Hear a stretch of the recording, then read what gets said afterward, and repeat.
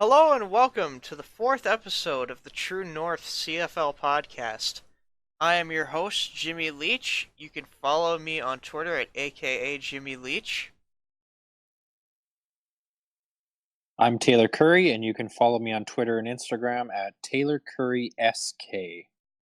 And I'm Carter Kennington. You can catch me at Instagram at Carter And Kennington. we'd just like to note that our podcast is now available on SoundCloud. So if for whatever reason you weren't finding the YouTube format working for you, you can always listen on there. Just search True North CFL podcast on YouTube. So guys, we're going to start off with the first game. BC versus Montreal last week. Montreal beating the Lions 21-16. What did you guys think of BC's O-line? They looked a lot better in my opinion. Yeah, they definitely looked better. Not the best, but they definitely improved. I think they still have a lot of work to go. Definitely better than before. Oh no, yeah. 2 sacks. So definitely. I'm sure Mike Riley's happy with that stat line. No doubt. But yeah, I mean, it's a good start for them. But they've got more. They need to do more to really solidify Yeah, that I up front. agree. Do you guys think it had to do with the change of the O-line coach at all? Because it's interesting that people were saying right before this that, oh, that has nothing to do with it, and then their O-line has arguably their best game once that coach is fired. Yeah, and that's the interesting part is a lot of people were saying that Ed Hervey was using him as a scapegoat, but then they go out and they only allow 2 sacks. So that's tough to say, honestly. Yeah, I think it's hard, especially because this is just the first game. We don't know if this is just a really good game or if this is what it's going to be from now on. Yeah. So is Stanback the number one back in Montreal now, or because he got by far pretty much all of the carries last game, or did they split more next game? Yeah, I think he's the number one no matter what. He had 15 carries last week, averaged 5.2 yards a carry. And I did hear this week that Jeremiah Johnson does have a concussion, so they'll be rolling with him and the backup, Ryder Yep. Stone, I think his name is. And so I think he's your number one, and there's a big drop off in between him and Stone, so I think he'll be getting a lot of the carries versus Saskatchewan this. Yeah, I agree with that. Like I don't hear too much news about Montreal so far. Like at least that's in this point of the season. Like they're kind of going a little under the radar, but everything you hear is stand back related. At least everything that I hear. So I feel like you just have to keep giving him the ball. He True, has to be your Stanback, guy. talent-wise, he's probably one of the best running backs in the league, so I think he has to be number one, Absolutely. doesn't he? Yep. Because like Johnson's a good running back, and he'd probably start if he was somewhere like in Ottawa right now. But yeah, I don't know because they're the same kind of back, aren't they? Stanback and Johnson. Yeah, they're both Yeah, so it's tough not like you're backs. really putting in a change of pace. So it's yeah, I would definitely keep rocking with Stanback as the number one there. No And doubt. then do you guys go with Rutley or White if you're BC if they're both healthy? Considering Brandon Rutledge had a pretty decent game against Montreal. Me personally, I would go split backs with them just to keep them both fresh. Rutley can play a lot. Like he did himself had 15 carries last week. But you want to keep him fresh, especially down the road. And if you are trying to somehow get in the playoffs, I think you got to keep both of them healthy. So yeah, I'd be rotating for sure. Yeah, that makes a lot of sense. You just well for them right now with BC, just because you're in such a bad position. But like you said, if they're planning on making any sort of a run, you need everybody to be able to contribute. So if you're leaving one on the bench, it just doesn't work. I guess I feel like Rutley is probably a better back than John White. So in my opinion, Rutley should probably be the number one back, and then you can bring John White in as kind of feature. And I'm more than willing to bet Yeah. Brandon Rutley is probably a better blocker given their size difference. And considering BC's Oh yeah. protection issues, it might be better for them to start Rutley and then maybe use White as a feature or on screens or something like that. Yeah, not a bad idea. All right, so on to game 2 of last week. Toronto beat down Ottawa 46-17. Now, guys, does Ottawa keep Jennings as their starter, or after this loss, do they go back to Dominic Davis? I think it's still the same as last week. Like I said, you got to roll with Jennings. Dominic is proving to be serviceable, possible backup at best. Jennings, you don't know what you're going to get. I mean, he threw for 327 yards, one touchdown, one pick, but he's definitely a step up from Dominic Davis. So I'd be rolling with. I think Jennings is definitely the play, just because you see he had a good start to the season, but then after that, it was just you could see it slowly starting to fall apart. And I don't think he's going to get that spark back, maybe for the rest of the year. So I think Jennings is who you I keep think we're for all this in last agreement stretch. on this one because, yeah, Jennings is definitely a step up from Dom Davis. He's a more accurate quarterback. He threw for over 300. Um, he's younger than Davis too, so if both their contracts are up, that could be a deciding factor as well. Dominic Davis is actually 29, and Jennings is either 26 or 27 years old. So, yeah, I think you stick with Jennings and you roll with him, and then you cut one of them loose at the end of the year and obviously go for another quarterback in the off season. Yeah, Now, from what you guys saw, did Toronto actually play a full game? I think so. They scored the most points in a quarter. In the fourth, they scored 21 points. So yeah, I think they're definitely not going to make the playoffs, but they're starting to roll. I mean, they did play Ottawa, but yeah, McLeod threw 100 yards, 3 touchdowns, 2 picks. So I think they're doing pretty good, and I think they're playing a little better. Yeah, I'm so glad that Toronto won in the fashion that they did. It sort of proves that these guys are professionals, because we were starting to have doubts.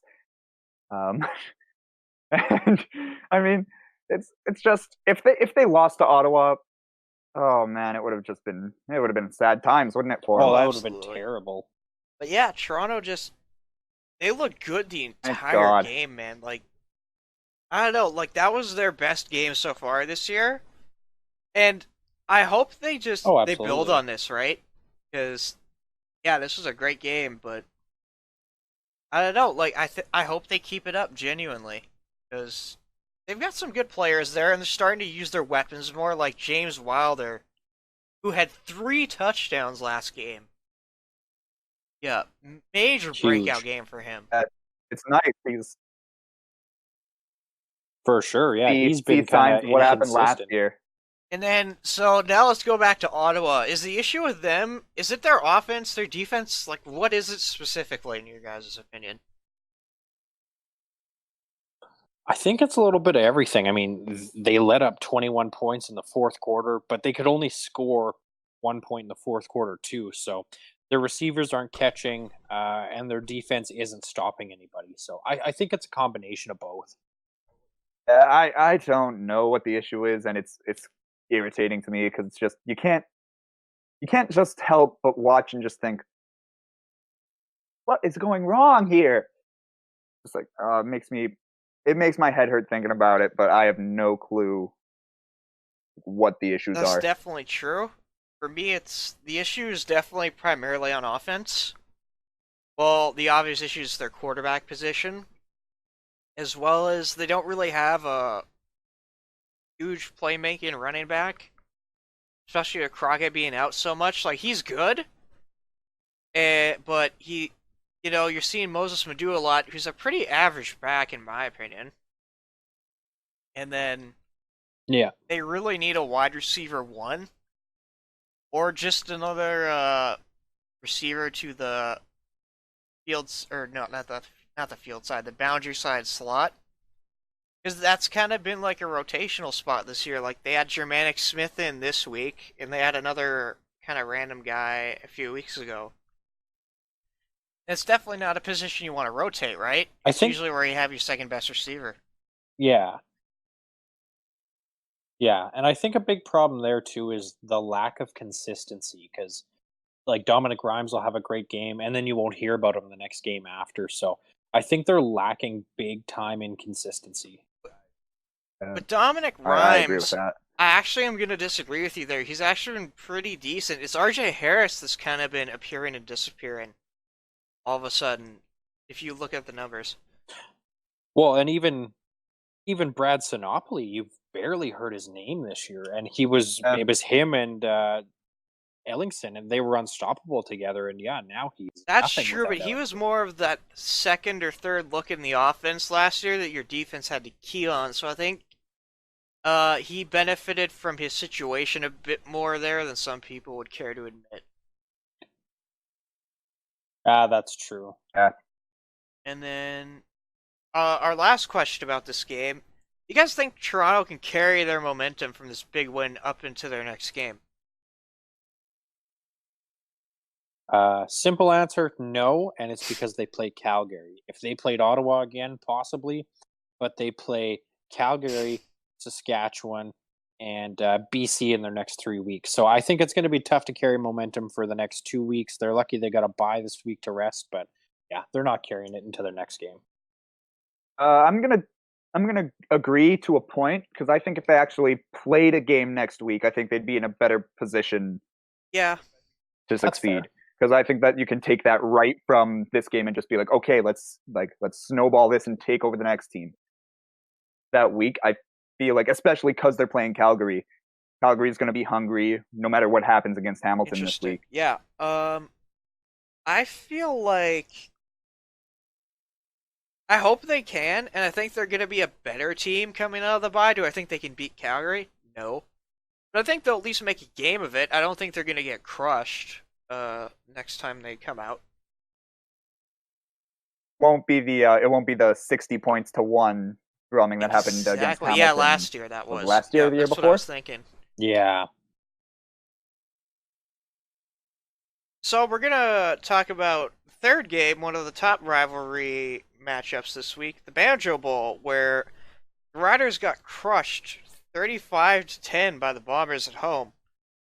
Now, early on in the game, there was a really lousy call in the end zone by Andre Cruz Prue on, I think it was Gainey, where he kind of broke up a pass. It looked pretty good from my end, and I went and watched it again, and it just looked like good defense, but they called it PI, and essentially gave Winnipeg a touchdown because obviously if it's PI, it just goes down to the 1 yard line.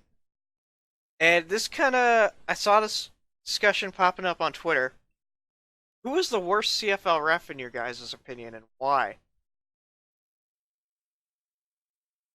Well, I don't study their stats as much as I should, but I'm gonna go with Andre Proulx. It might be biased as a Rider fan. It seems like he has something out to get us, but he always seems to. You don't see him in the Grey Cup games, so he must not grade out the best. But yeah, I'm gonna stick with Frenchie on this one. And when it comes down to it, I really only see bad stuff about him. Like whenever any big controversy happens, like every ref's gonna miss calls, but like I always see that it's always him. He's always around the center of like the worst ones, like that PI. Like that one was a rough call. I don't think that should have been called, but I mean, Yeah, agreed. same here. The only bad things I hear about the two refs that I hear the most are Bradbury and Prue. Because I never hear anybody getting mad at Ken Yeah, Major for missing a call or anything like that, but I always hear Prue's name. I occasionally hear Bradbury's, and yeah, like I've been to some Rider games. You know it's bad when they announce the official's name and the whole stadium starts booing. Like that just oh shows yeah. you that, this guy's probably not the best. Taylor made a good point. He must not grade out tops either because he's not reffing the Grey Cup, and they put the top crew in the Grey Cup all the time. So again, yeah, he's.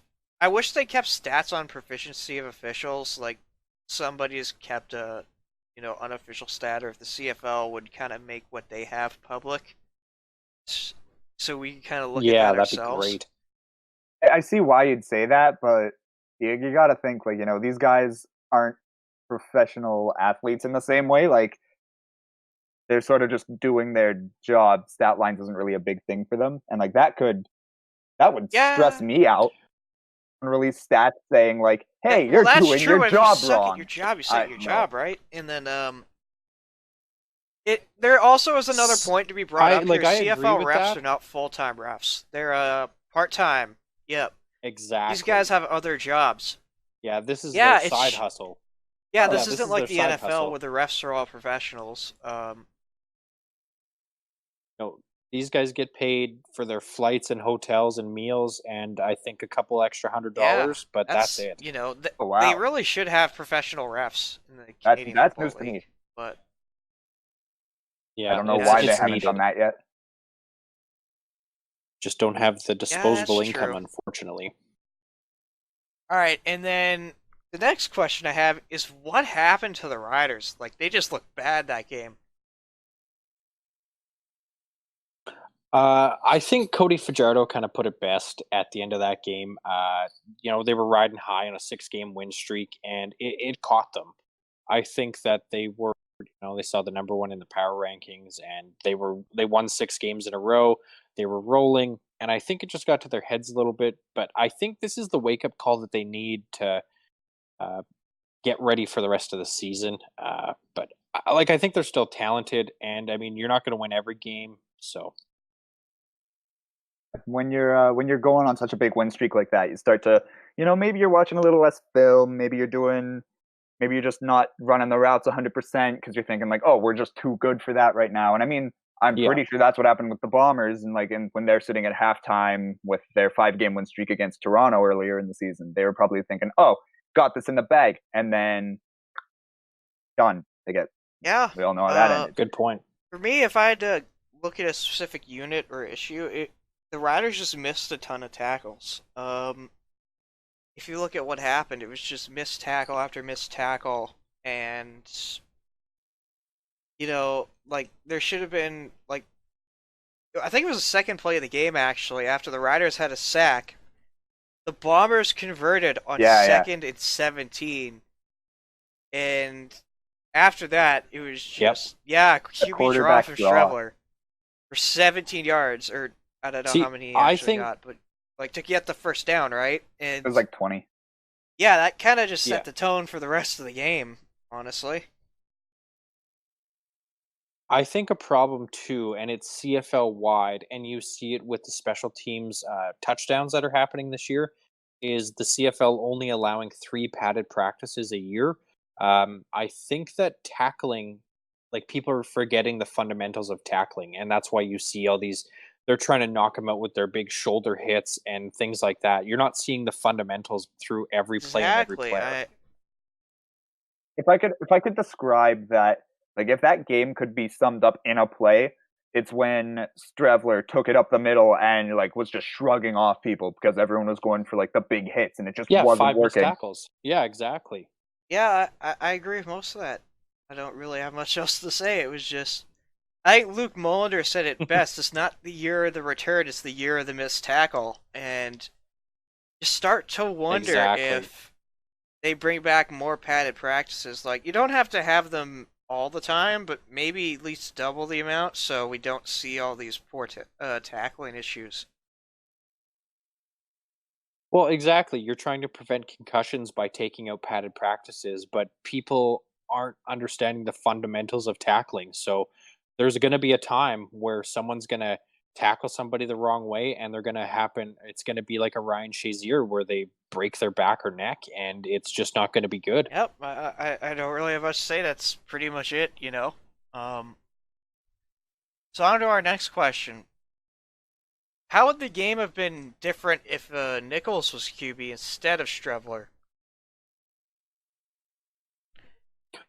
I think it would have been closer. I honestly, I'm not a big Matt Nichols fan. He can game manage well, but that's it in my opinion. Chris Strevler, he's not the best passer, but he makes up for it in rushing. Like he had 70 yards rushing last week. I think the game would have been a lot closer. He game manages, and Chris Strevler can do what he can with his arm and his legs to get the win. Yeah, I agree with that, but I think that I think it would have been a little closer, especially because you're imagining that at the beginning of the game, the kickoff, that penalty still happens, the sack still happens, Nichols is on the field in that situation, it's a lot harder for the Bombers to get that first Exactly. down. Yep. Only thing is, I feel like Nichols gets a lot of disrespect Oh still, though. yeah. Like, and Oh yeah. this stat was from week 8 or 9, so this could have changed from then. But someone on Twitter was trying to like prove a point and say like, how many times has Nichols tried to throw it down the field? And I forget who it was. It was one of the CFL analysts. He responded by saying that Nichols was top 3. I think he was 3rd in most 20-yard Oh. pass attempts. Hmm. But yeah, it's like he goes for it more than you think. It's just that he's so like he's known from previous years from doing that check down thing that whenever you see it, your brain is sort of like, yep, that's what we know. Confirmation bias. Yeah. Yeah, I think it would have been closer. I agree. I don't think they would have got that 2nd to 17 for sure because it just overall, you don't really have to game plan for a run threat with Nichols. He's not going to take off with it. You know that. So I think the Bombers probably score a bit less. The Riders, yeah, again, it's just a closer game, in my opinion. But yeah, the Bombers just, yeah, I don't think the result would be any different. I could see it. It would probably been like yeah, 23 to 10. 23, yeah, something. Yeah. It'd be a little bit closer for sure. The Riders still. Yeah, the Riders didn't perform on offense the way they usually do, so I definitely agree with that. Now we've heard this debate a lot, especially from Bomber fans. Does Strevler give the Bombers a better chance to win than Matt Nichols? In my mind, I think so. And just like I previously said, Matt Nichols game manages. Chris Streveler does what he can to win the game with his arm and legs. And teams are catching up to it, but I mean, he still had 70 yards and almost 200 yards throwing with 2 touchdowns. And he had 2 rushing touchdowns too. So, like, if I'm Winnipeg, you have a really tough decision coming this offseason. It's really, really, really difficult for me because you guys know I am a Bomber fan. That's where my bias lies. And for the longest time, I've been defending Nichols. It's starting to teeter totter, but right now, I still like if I'm sat in the decision and both of them are healthy, and it's like it's crunch time. Personally, Nichols still out there, but just because I haven't seen enough of a sample size from Strevler, if Strevler can not, he doesn't need to do that good as he did against the Riders, but like if he can keep it up, then that'll start to go his side even more. But right now, it's just sort of haven't seen enough yet. But Honestly, you're like right I would there. rock with Strevler before I would rock with Nichols because, like I said, he just offers that complete different dimension, and he's a very hard runner to Yeah. stop. So I think he Yeah. can make games more winnable for you because you have to game plan for both, and that's going to hurt teams more. Like, look at the Riders. He just made one of the best defenses in the league look like probably the worst defense. So, Those Yeah. and those like QB draws where they like play action QB draws. Those with Harris, that's throwing everybody off every time That's because deadly. Yeah. you have killers with quarterback running or with Andrew Harris running. And it's, exactly. what So do I you think do? if the Bombers go, oh, But, sorry. I mean, continue. I love. Yeah, I'm just saying, I love having them both with me going on the Bombers. I love having Nichols and Strepler. I love having this debate. I mean, it's going to be rough for the offseason, Yeah, it's but gonna right be now, rough I'm for you loving it. guys for sure in the off season, but I think you have. I think if you want to go anywhere, you're gonna have to use Strevler like in the playoffs because I just don't see Matt Nichols as a guy who's gonna win you a ton of games with the way he plays, but Strevler with the multiple dimensions of his game, I think he just gives you a better chance at winning. I've think, heard. You go. I've heard some rumors too that Matt Nichols could be out for the full season. And another thing with Strevler, he like I'd pick him, but the thing is longevity with him too, because what happens if one play, he goes up against Charleston Hughes and they do head on head, and then Strevler's out for weeks, like how long can he keep the sufficient running up? that's the thing. You could see um, I could see at least from in the stands from some games with Strebler that Mike O'Shea is definitely like weighing into him when he doesn't That's slide. true. Like when he's doing those big runs and he's taking like if he's taking every single hit, like he can shrug off one guy, but like what's scaring everybody is when you see him try to truck three guys at the same time, and it's just like Well, you're just gonna sometimes it get ran works for over him. Like that way. he's blowing up a Yeah. couple guys just running. Yeah, yeah, but like there's it, you know, like when you said, it's like it only takes the one time for you Yep. to just And get then once hit, you and get then one you're done. concussion, you're prone to Yeah. more. And if you don't believe me, ask Zach Collaros. Hilarious. Yep. He's not even I cleared know, to right? practice yet. I don't even know how they got that trade Um, through with him not even being allowed to practice because you're not allowed Oh. to trade injured players. Toronto, well, like Toronto was probably just was not a team at that point. So, but last thing that I want to say about the Nichols and Strebler situation, personally, because of what I think of Mike O'Shea as a coach, like I've talked to him in the past, he's a very player first type of guy. I guarantee he has the mantra of like you can't lose your spot to injury. You just can't. Oh. I think that they're gonna go from instead of it being like because right now you could say it's like 80% Nichols and Yep. 20% Strebler when they're both healthy. Yeah. I think that's gonna go to like a 55-45, maybe Oh. 60-40 in terms of Nichols. Yeah? Yeah, I could see that for I sure. think they're just gonna get more dual threat versus like just choosing one or the other. Yeah, that's interesting. Yeah, good point. And I mean, it'd be great for them in the off season if they could work out to keep both of them. Oh, if they could, oh man, it would be a miracle. I'd be so happy. I don't think it will, but I please think God. it depends on Strevler because, yeah, I don't think Nichols is going to cost you too much, and it depends what Strevler thinks he's worth. No. Because I could see a team like Yeah, Ottawa paying exactly. him the moon, but if he doesn't want to go there and he thinks his best chances with the Bombers to win something, maybe he stays in Winnipeg. Exactly. Now we're on to the last game of the week, the second part of the Battle of Alberta, where Calgary beat Edmonton 33-17. It wasn't as bad of a game, I thought anyway, and Harris eventually got injured, unfortunately, and was replaced by Logan Kilgore. What do you guys think of his performance?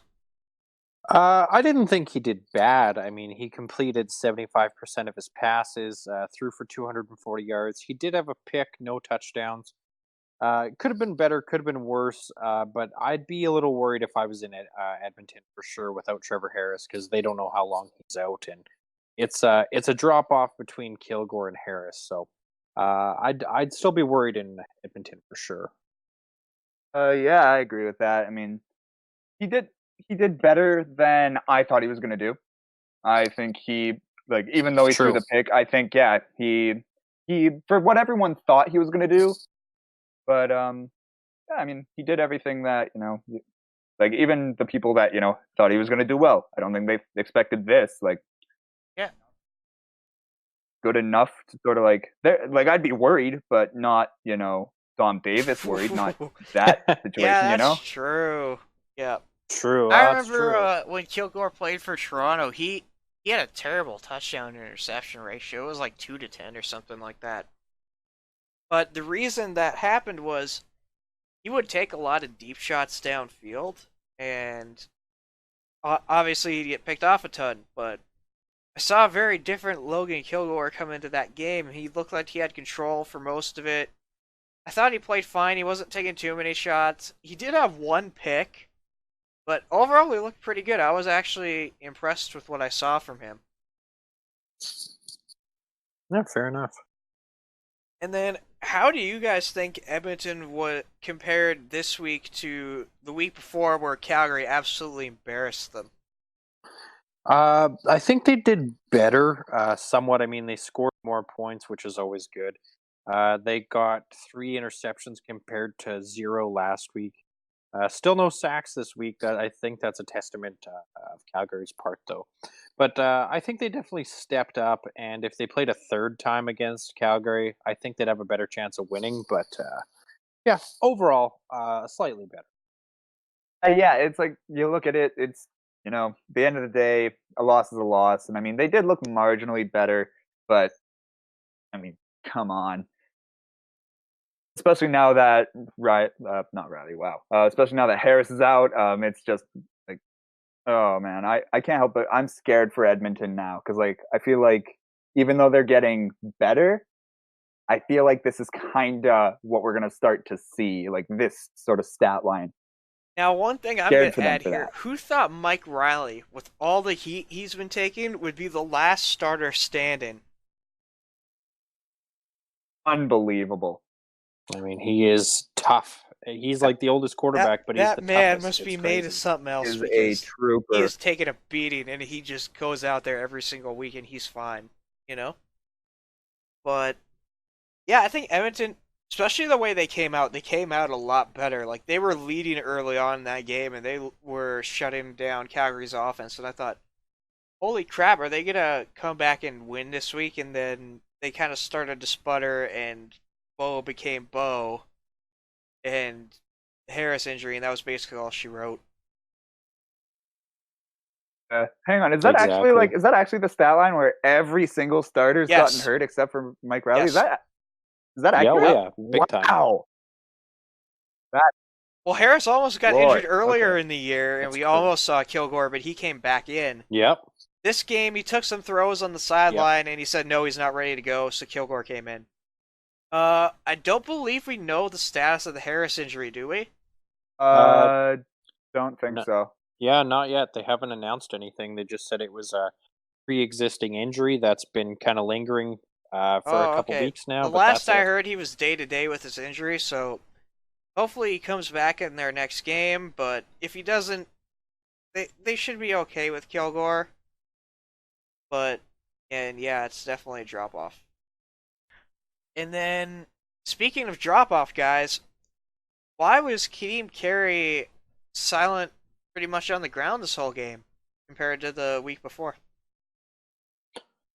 I think it's the fact that they were uh, Edmonton was a little more prepared for him. There wasn't a lot of film on Carey, and now they played him and they knew what he was like.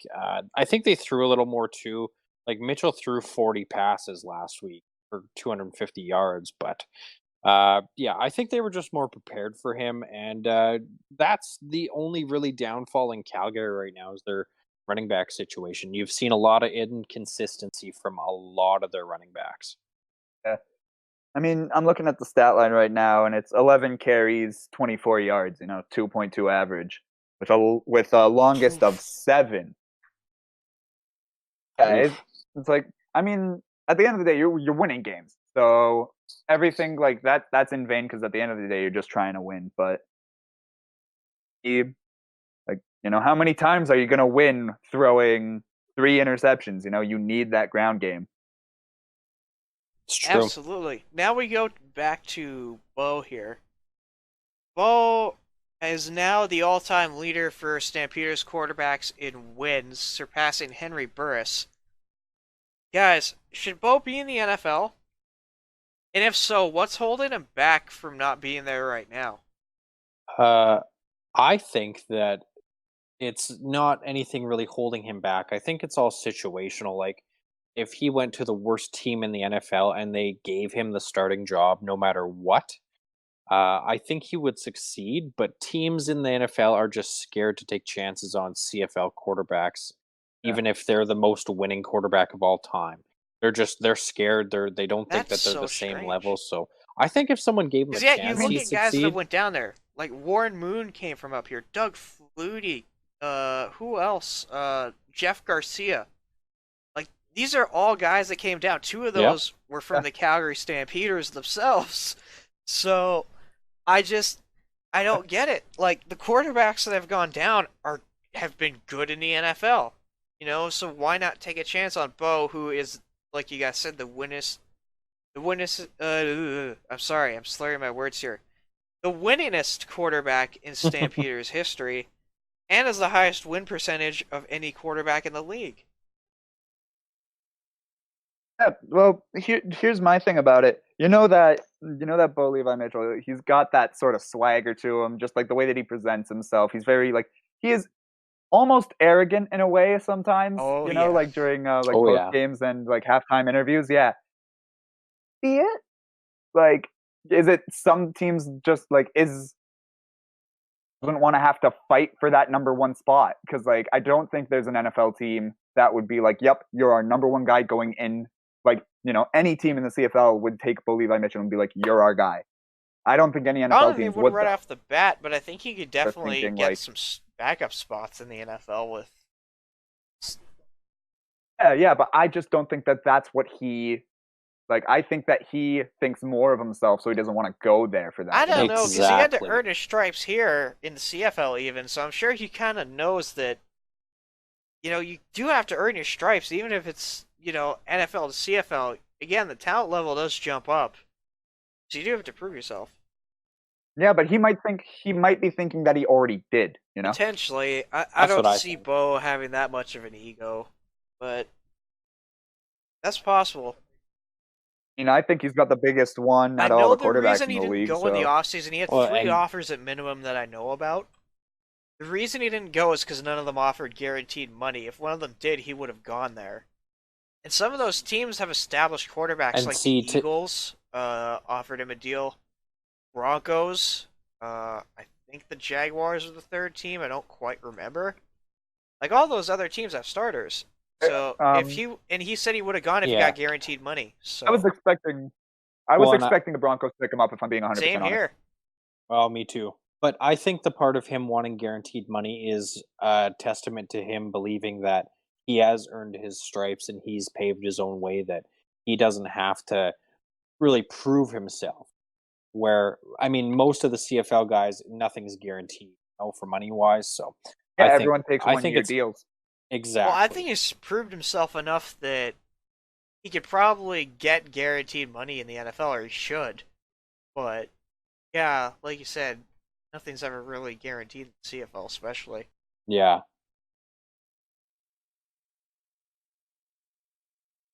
All right, so now after the games, we're gonna delve into fantasy for this week.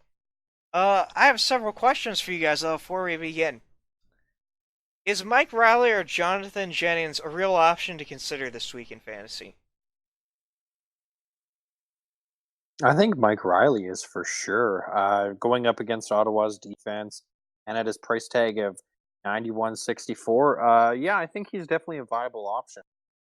He's throwing good yards. He doesn't have the most touchdowns. Like he only had one touchdown last week, but he's usually putting up over 10 points. So, yeah, I think he's an option, and I don't think Jennings is. I just don't have faith in him personally. I mean, if you're building a cheap or a more expensive team with your running backs and wide receivers, go ahead, but I don't recommend it. I mean, I'm for Jennings. I'm not going with either of them. I could see why you would want to go with Riley. If you're going with Jennings, go see Ooh. a doctor or therapist. That's it. Um, and yeah, but I just don't understand why you'd want Jennings right now. He hasn't proved anything yet, like anything like Well, I'm gonna go fantasy the wise. I other don't way, think. both of you. I'm gonna say Jennings is a better option than Riley because Jennings is only 5,500 Ooh. and had a 300 Check game yourself yard in. last week with a touchdown, so it wasn't bad. And Mike Riley is $9,100, and he only usually gets around 10 to 15 fantasy points passing wise. So, they're around a That's similar fair range enough. I in mean, points, and one's $9,000, the other's 5,500. So, if you ask me, I'd take the $5,500 player. but like I said, I'm Yeah, not. I'm not neither am picky I. either. Yeah, and I just think with Jonathan Jennings, you don't know what you're going to get. You look at some of his stats this year, like he's got some games where he had minus fantasy points. So, yeah, he had in week 6 he had minus Oh point 0.2 yeah. fantasy points. So, you just got to be wary where Mike In Riley's a little more. fairness, though, that's Winnipeg's defense. This is BC's defense. So, That's very true. all right. So, and other notes that we have: stay away from William Powell. He had 4 carries for 1 yard last week. So obviously he isn't a great pick this week. Stay away from him. And is Jordan Williams Lambert an option this week? I don't think this week, even if he does play, like he's only available to media tomorrow, so he'll be. I mean, he's familiar with the offense, but he'll only have a couple days of practice. He's in shape, but as a fantasy option this week, I think next week is a better chance for him. Uh, yeah, I get your points. I mean, I do have him in my lineup. Just with the way that the rest of my lineup was looking, he was the best fit, like a best bang for your buck. Even though you are taking a flyer with him, so if you can hold off on him, I'd say do it. Just with the way that I'd built the rest of my team, and I really like how it all I looks, I agree with decided to go with Taylor. him. I'm usually on the wait and see train for all players in general. Usually I wait 2 weeks before I pick a player, but if Jordan Williams Lambert has a strong week this week, you could convince me to take him because he's got the rap sheet For sure. where Yeah. some players don't. And now we're getting to the value picks where I tell you guys who I see as, good value picks under or at 3,500, and then you guys tell me if I miss anybody. So this week we have Jackson Bennett of Hamilton, who's $3,500. Kind of took over the starting role when Hamilton played last and had a pretty decent game. John Huff of Calgary, who is starting in place of Markeith Ambles right now. Nate Bahar, who has kind of slowly put up numbers, especially as of recently. Germanic Smith, Ottawa's starting boundary slot back, who put up decent numbers last week in his debut game. And lastly, we have Colton Hunchuk, who he was starting for Calgary last week. He had 10 total fantasy points. He didn't do too badly. Now, guys, did I miss anybody in that camp? I'm thinking, like, I think you picked pretty good. The only two I would add, this one's a risky one, is Stefan Logan. He's not going to get you offensive yards, but he could get you some special teams yards. Um, but I would say more Jake Weineke with Montreal. He does go against Saskatchewan's defense this week, but Montreal's rolling, and I mean, he's putting up decent numbers every week. So that's the only Yeah. other one I would add. Yeah, I mean, I think you two hit the nail on the head with that one. I'm not a big fan of just relying on specifically return yards. I don't think that that's really Same. reliable. Yeah. But, yeah, I think you're right. Who is the other guy you said, Taylor? Weineke, right? He is an Yeah, Jake interesting Weineke. pick for me because he used to be like a red zone guy only. Like, he'd have a couple catches, but they were all touchdowns sort of thing. But they're Mm-hmm. starting to use him a bit more generally in the offense. So yeah, he's a legit option at around $2,700. But I don't know if I'd put him ahead of really any of those other guys that I listed before that. Yeah, exactly. Now we get into the best positional picks for you guys. Tell me if I miss another player in here. For legitimate quarterbacks this week, I have Mike Riley at 9,100, Cody Fajardo at 7,800, and Jonathan Jennings at 5,500. Now, did I miss any quarterbacks that you guys would consider this week, or would you drop any of those off the list? Um, No, I wouldn't drop any off the list. Like I would definitely be staying away from people like Dane Evans. But yeah, I think you hit the nail on the head with Mike Riley. He'll throw up some yards. Fajardo's safe for the amount, and Jennings, if you're building a lineup with running backs and wide receivers, he's your best option. yeah, I really like Fajardo's price, and like he's a reliable quarterback to get you some points. He's who I'm running with this week. Yeah, I think Riley and Jennings are also good picks, but like especially like the bang for your buck with Jennings, I understand. But for me, Absolutely, I Fajardo's think the guy to go Fajardo is with. probably your best option this week in terms of just the matchup with him too, because Montreal allows a lot of passing yards through the air, and Cody also gets those rushing Yeah. points, which are so valuable in fantasy. Whereas Mike Riley, he's expensive, but he's going against a pretty easy defense, so he should put up some points. And yeah, Jennings is just a good pick if you're trying to go expensive receivers and expensive running backs. Mm-hmm. Alright, so moving on to running backs, actually. I have three that you should consider. William Stanback at 8,300, Medium Carey at 5,100, and Brandon Rutley at 4,700. Did I miss any there that you guys would consider grabbing? No, I have Brandon Rutley and William Stanback in my line. Stanback going against Saskatchewan's D. They don't have the strongest run defense, unfortunately. And Brandon Rutley is pretty consistent with his play. I mean, he's given you 7 points for most of the games where he gets the ball. So I think Rutley's a good pick, especially against Ottawa this week. Yeah, I mean, I've got Rutley and Carey as my duo for running backs, and I really agree with what you said about Rutley, and just he's always getting good numbers, and Carey can have a bit of a bounce back game against Hamilton, but That's we'll true. see With about that. Stanback, he's always a good back to take. He usually gets around 15 points. And with the Riders missing a lot of tackles last week, it should be interesting how they handle Stanback. Huh.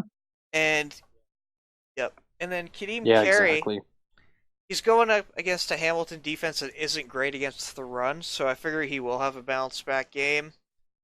And Brandon Rutley he's just a good back all around. Like, he'll just truck a bunch of guys, and Ottawa doesn't have a great run defense either. And so let's move on to receivers now. For the second week in a row, we have an expensive receiver. We have Reggie Begelton at over $10,000 as a receiver you should seriously consider for this week. Braylon Addison at $7,700. Eric Rogers at close to $7,300. Lamar Durant at just under $4,500, and Quan Bray at $3,800. Now, is there anyone you guys would take off or add to that list in terms of receivers you should start? I don't think so. Like I have Eric Rogers and Braylon Addison, and as my flex, I'm going risky this Oh, week you're going to with Ron Carter. hoping it will be his. Really? Hoping he will have his breakout. You game waited finally, 14 weeks. it's I haven't. But no, I think you hit the nail. I think you hit it pretty good. Eric Rogers is consistent. Begelton is having an incredible couple weeks here. And yeah, I don't really have much more to add. Quan Bray, he's great. So I think he'll do good against Saskatchewan this week. Yep. I've got Eric Rogers as one of my receivers. None of the receivers my lock, so I'm not going to say that yet. I like the rest of them. Like I said, Bray is great. But I really don't like spending over 10,000 Yeah. on a receiver, and that sort of turns me away from Bagleton. I understand wanting to take him if like he's your main guy, but for me, I usually try to work top down, like just quarterback, and then so yeah, spending because I'm relatively new to fantasy compared to you guys, so Bagleton at over 10K is a bit of a turnoff for me. Well, I think you make a good point there. Like, I've never picked Brandon Banks. I've wanted to pick Brandon Banks, but his price tag is ranged between 14,000 and 12,000. Oh and God, it's no! just For not what worth it. his output is, no, yeah, No. but You got to guarantee that you're getting like exactly. 25 points a game. Yep. Yeah, and he's not. Well, that's the guaranteeing reason I picked Bangleton is because he's been, aside from Braylon Addison, he's probably been the most consistent receiver in the CFL right now. And with Bo back, he's putting up a lot of points. Sure. So, I mean, there's a reason why he's got that price tag. He puts in the work. He's getting, it's a True. good return on that. But for me, it's just like, if he does have a bad game, that's a lot of your yeah, that's true. But cap space. Bangleton's only had, I think, 2 games under 10 fantasy points. And back to Braylon Addison. Yeah, his price is overinflated a little bit because he had a 40-point game against Toronto, but still, he's probably the top fantasy receiver on that offense with Brandon Banks struggling recently. The only guy I'm surprised he didn't argue with me with is Lamar Durant's on there at just under $4,500. You guys think that's a safe receiver pick? Yeah, I think so for sure. Just especially with who they're going against this week. Going against Ottawa, they like BC could get their second win of the year potentially this year. So I think they could ball out. I mean, it makes sense for people to take Durant against this Ottawa lineup. Same. So For this week, if you're on team defense, we have one defense that you should probably pick. It's Calgary. Any other defenses you guys would probably pick? If you have to throw a defense in and you got $3,200 left, Sea Lions. I'm Oh, going risky with that. They're not in my lineup, but with up against Ottawa, who knows what could happen? Especially people have a hard time playing in BC, no matter how good or bad BC is. that's fair. But I mean, I don't like having like looking at this week. Just I don't know because like the only defense that I would feel comfortable picking just in terms of like production. Personally, I would want Sask, but since they're playing Montreal and they're really hot, it's hard to the tell. best output Yeah, production-wise for fantasy is pretty, for the most part, this year been Calgary. But again, their price is expensive, and with the Tiger Cats, even on a drive-to-drive basis, I don't know what Dane Evans is gonna do. Like he could seriously slice up the Calgary defense, Uh, or he could do absolutely nothing against them. And in my earlier lineups this week, I did Mhm. try to fit the defense in, but it just wasn't working, so I don't have a defense this week either, honestly. I just don't think it's worth it. Alright, so we're going to finish up our fantasy talk here with No. our locks. For me, I have Reggie Bangleton. Again, he's probably the second most consistent receiver in the league. He's putting up a ton of fantasy points right now, so he's honestly pretty much a must-add in my opinion. Yeah, absolutely. I'm going for my lock this week, William Stanback. Like I said earlier, Saskatchewan doesn't have the best run defense, so and with him in my mind being the top two running back in the league, I think that he has a great game this week. Yeah, I'm going for a bit. Like I'm going for he's good, but he sort of goes under the radar, especially I think this season. For my lock this week, I'm going Brian Burnham with BC. I think that he got 129 yards with a touchdown in a loss against Montreal. I feel like it's got to be better. He's going to be looking better against what looks like the worst team in the CFL in Ottawa. Yeah, good Yeah, point. he's got to get more than what he did last game, and last game was really good for him. So for me, he was my first guy that I wanted in. Yeah, that's true. Burnham, he's definitely a viable option this week for sure. He's not a guy I've been picking just with BC's offense and what they're going through, but with this matchup, yeah, I think he's absolutely a legit pick. And I think what could happen this week, honestly, is that the O line could have another really good game for BC, and then all of a sudden people are talking like, are they turning into that really good offensive line? I think it's gonna be Ottawa looking bad against BC. I think You were saying? Alright, so we have a fair amount of news this week. The Ticats have signed veteran running back Terrell Sutton. Matthew Betts, who was down south with the Chicago Bears, the third overall pick in the CFL draft, is now signed with the Edmonton Eskimos. Where do you guys think he'll fit in on that defensive line? I think he'll be rotating in, but I mean, with Alex Bazzi being the scratch last week, he could be hurt, so he could come in sooner than we think. I mean, right now, like I don't think that the best case scenario is just sort of throwing him in right like as a starter as the first game, but that Yeah. might just have to be what happens. But yeah, in a perfect world, they're gonna just rotate him in and get him. Yeah, I think they'll take the rotation approach for now. They'll do the Jonathan Kongbo thing where he's Betts will Mm. probably rotate with Kwaku Boateng and Nick Usher, and eventually maybe they could go all Canadian at defensive end, which would be really interesting. I don't think they do that though. I think it's going to be a battle between Betts and Boateng to see who gets that starting spot. That should definitely be interesting. Yep. In Mhm. other news, Josiah St. John, a former first overall pick in the CFL draft, has signed with the BC Lions. Jordan Williams Lambert has now officially signed with Saskatchewan. And the Riders making another roster move today. They signed Chad Jeter to the practice roster and released kicker Gabe Ferraro and defensive back Solomon Means. Good. So to conclude the podcast, we have our predictions. For me this week, I have BC beating Ottawa, Calgary beating Hamilton, and Saskatchewan beating Montreal. How about you guys? I got the exact same picks, but I have a record of 7-5 so far with the podcast. So, Mike, careful. Your Oh, record I might don't get know about tainted that. this My week. record's pretty good at 10 and 2, so I don't know. But Yeah. I hope mine improves then. I mean, I've only been on for one episode, but I got all mine right last week, and I'm actually got one game different from you okay, guys. let's hear it. BC winning. I got BC winning. I think Hamilton actually takes it against Calgary. That's Wow. a hot take right That's there. bold. Win. Yeah, that is Yeah. bold. Oh, man. Yeah, I have BC, Hamilton, and Sask. All right. Well, we'll have to see how that turns out. Thank you all for listening to the podcast. You can find us on YouTube, and now you can find us on SoundCloud. Just search True North CFL Podcast on YouTube or SoundCloud to find us.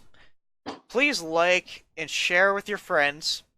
And if you have anything you want to add to the discussion, feel free to comment if you're looking on YouTube. Again, thank you all for listening. This is the True North CFL Podcast signing off.